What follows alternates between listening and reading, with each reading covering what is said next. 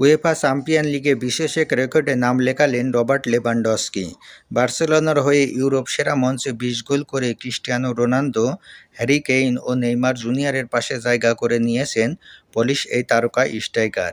গতকাল রাতে সাভিয়া পোহার বিপক্ষে ৪-২ গোলের জয়ের ম্যাচে একটি গোল করেছেন রবার্ট লেভানডস্কি।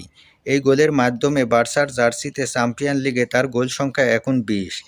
এর আগে বায়ার্ন মিউনিখের হয়ে ইউরোপিয়ান প্রতিযোগিতায় ৬৯ গোল করেছিলেন লেভানডস্কি। দুটি ভিন্ন ক্লাবের হয়ে চ্যাম্পিয়ন লিগে ২০ বা তার চেয়ে বেশি গোল করার কীর্তি গড়লেন এই তারকা।